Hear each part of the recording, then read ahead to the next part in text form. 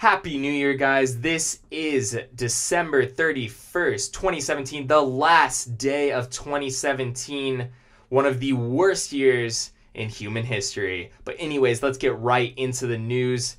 This has been an eventful year for entertainment news. And first off, we have that AMC. I don't know if you guys know the popular movie theater chain. It's one of the biggest, so you probably do know of AMC, but they had a warning to all patrons of The Last Jedi that there was a moment in the film that was very quiet for a reason. It was an artistic choice, and I guess some fans were taken aback by this choice. I actually didn't really catch it at all. I noticed in the film and totally noticed that it was intentional, but a lot of patrons thought that the film had an error and that the sound cut out for some reason. A little spoiler alert, but the moment that this artistic choice is made is when Laura Dern's character chooses to fly her ship into the dreadnought. If you've noticed, I mean, you probably remember that scene in the film. It's somewhat iconic. And I actually thought that was a very beautifully filmed scene.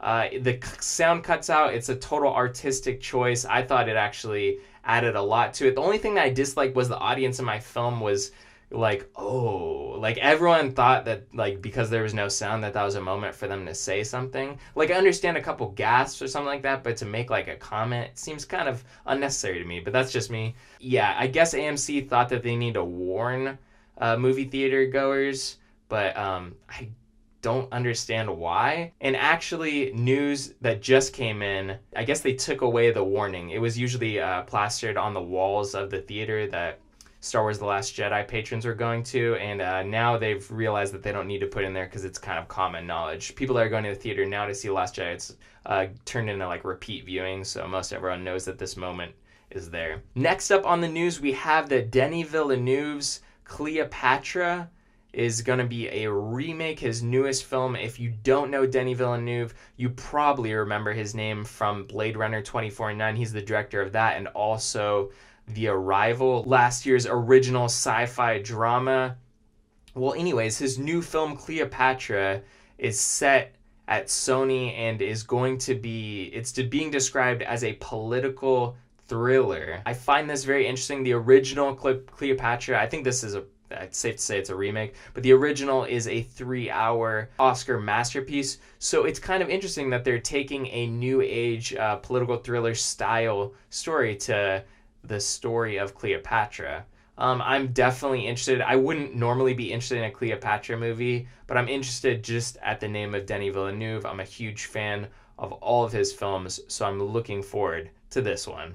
Next up, we have the news that A24 Films' highest grossing national film so far is Lady Bird. Lady Bird just took the top spot from A24 Films' last year award winner Moonlight. Lady Bird has now accrued $28 million at the national box office and has just beat Moonlight's $27 million. Although Moonlight has a total of $65 million at the international box office, Lady Bird hasn't opened theatrically internationally, so once it opens theatrically internationally, it'll be a race to see who will be A24's top grossing film. Ridley Scott ridiculousness plagues the news this week.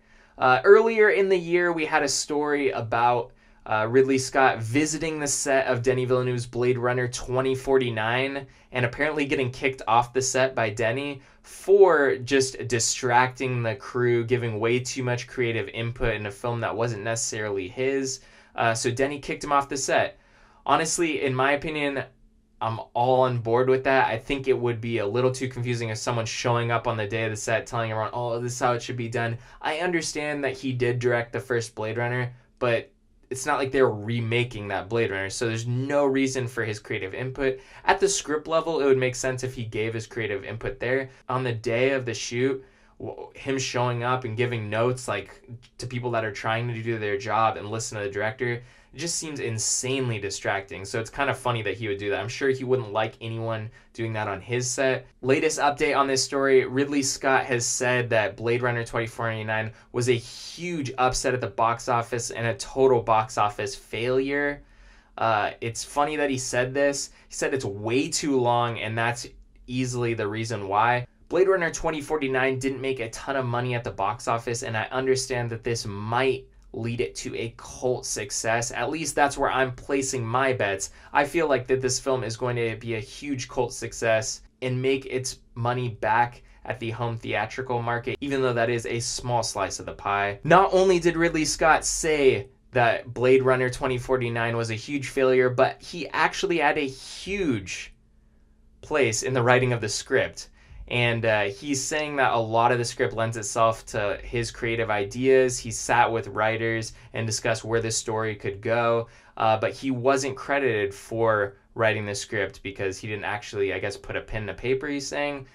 This story just confuses me like insanely. Okay, on one end he's saying that the film's a failure, it's not good, and then he's also saying that he has a huge part in it.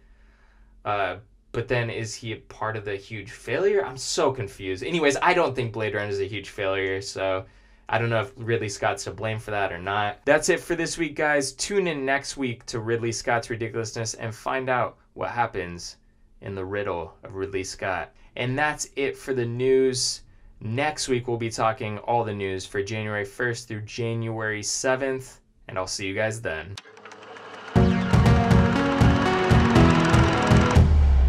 Hey guys, tune into any of our other videos. Click over there. There's going to be one of our most recently released videos. It's going to be sequeled most likely. But we have new stuff coming. Big stuff coming. So get ready. Big things 2018.